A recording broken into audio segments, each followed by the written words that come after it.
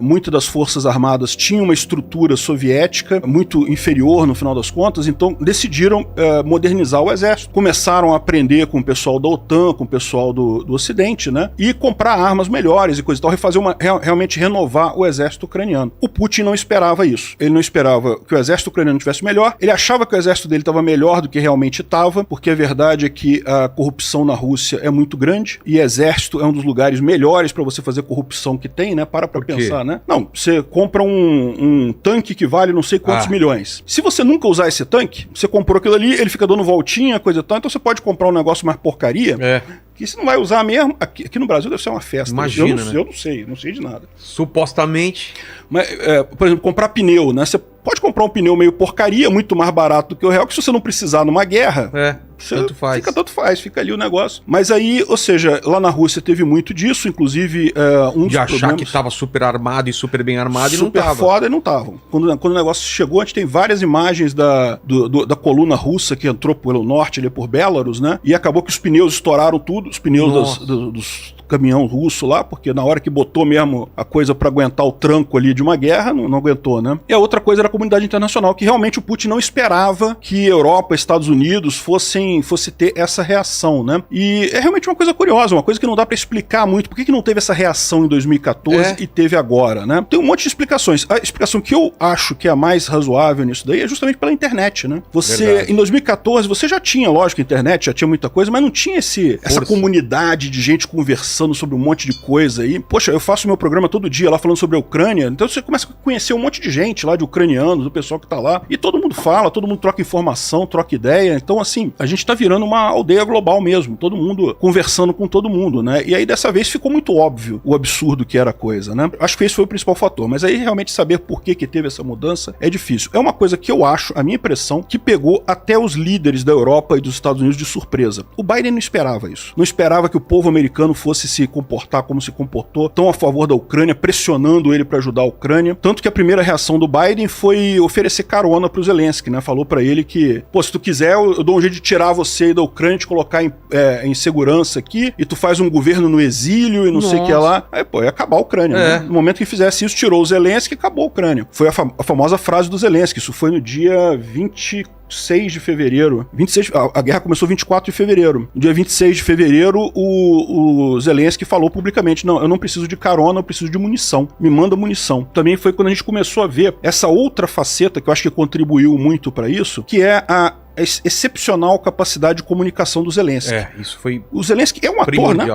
Ele é um ator, então ele... comediante, ele fez de tudo, né? E no final ele virou empresário, né? Ele já era empresário lá na Ucrânia, com uma grande companhia de produção artística lá. Ele tem essa veia de comunicação, né? Então ele conseguiu fazer uma coisa de... aquele negócio dele andar com uma camiseta de guerra o tempo todo e coisa. Então ele fez uma coisa pra realmente impressionar. E acabou dando certo, né? Trouxe a opinião pública do mundo todo a favor da Ucrânia, né? Se fosse, por exemplo, o Poroshenko, que era o cara que estava antes lá, o Poroshenko também é pró-Europa, é um cara democrata e coisa e tal, só que tu olha pra cara do sujeito, tem cara de líder soviético, sabe? Aquele cara quadradão, assim, com um jeitão soviético mesmo da coisa, talvez não despertasse tanta empatia no Ocidente quanto o Zelensky. O Zelensky tem cara de... Ele é um garoto, 40 anos.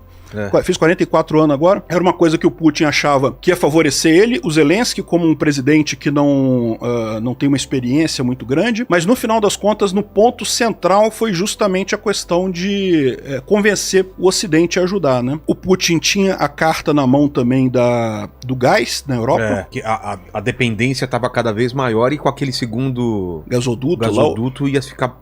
inclusive, não sei quem alertou, foi o Trump que alertou dessa dependência da Rússia? Sim. O Trump falou sobre isso realmente, que a Europa estava seguindo num caminho muito preocupante com esse negócio de depender do gás russo, né? E até uma coisa só fechar a torneira... Pois é, exatamente. Foi isso que o Trump ameaçou. O Putin ameaçou. O Putin chegou a ameaçar isso aí. No inverno de 2022 para 2023, ele chegou a ameaçar, ia fechar alguns dias o gasoduto e coisa e tal, mas aí, ao contrário, né, justamente porque teve essa revolta tão grande que a população viu, não podemos ficar parados. Aí a Alemanha fechou um acordo com os Emirados Árabes Unidos, com Catar, para fornecimento de gás liquefeito, né, gás natural liquefeito, e daí pronto. Aí, o mais arriscado foi de 2022 para 2023. Conseguiram passar por esse inverno sem problema. Agora esse inverno já tá mais a coisa já está mais preparada, já está mais tranquila, e quem se ferrou nessa foi o Putin, né, porque o Putin, a grande fonte de renda dele era a Europa, com a venda de gás ali para a Europa, e agora ele está tendo que vender para a China, está tendo que vender lá para a Índia, coisa e tal, mas repara, é muito mais complicado, é muito mais longe, né, os gasodutos são mais complicados, tem poucos gasodutos para lá, mandar de navio é complicado, então, ou seja, ele perdeu um mercado excelente, que é a Europa, cliente rico. Pô, todo mundo quer cliente rico, né? Você acha que ele não contava com isso? Ele não contava. Ele achava que ia acontecer igual 2014, que o pessoal ia fazer pressão para não, para aí, vamos fazer um acordo de paz e não sei o que lá. E por que ele quer tanto a Ucrânia? Pois é, eu acredito que é puramente política isso, tá? Ele dá um monte de explicação lá, que a OTAN estava expandindo, lorota. Neonazistas, neonazista, lorota dele. O que acontece? Qual que é o problema que ele estava vendo lá?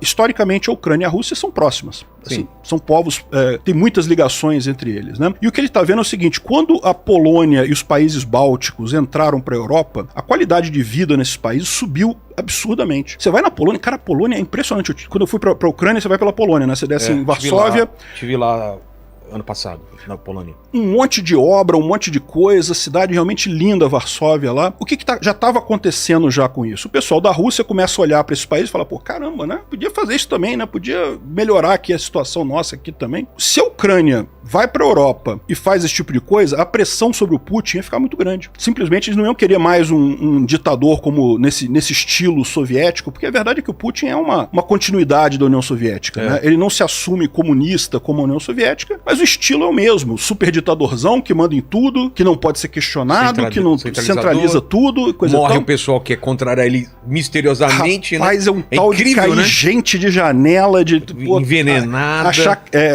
ataque cardíaco em família, a família inteira tem um ataque cardíaco, umas coisas assim que... E agora teve o caso também, né, de 3 dos cientistas do míssil hipersônico dele, né? 3 morreram em condições não explicadas e o resto foi preso, né? E por quê? Ninguém sabe, mas uma suspeita é porque, você sabe, o míssil hipersônico russo, Kinjal, ele tinha uma fama de ser, a propaganda é que ele é invencível, que ele não ia parado por nada e coisa e tal, e já vai para mais de 12 Kinjal que foram derrubados pelo Patriot que tá em Kiev, né? Então, quando eles atiraram a primeira vez, eles mandaram 6 que acharam que ia destruir o Patriot americano em Kiev. E o Patriot... facilmente acabou com os Kinjal todo, derrubou todos eles, né? Aí o cara ficou puto, o Putin... O cara ficou, alguém me enganou. Quem foi que me enganou nessa porcaria aqui, né? E a gente não sabe, tá? Esse tipo de coisa não tem informação, mas é uma possibilidade.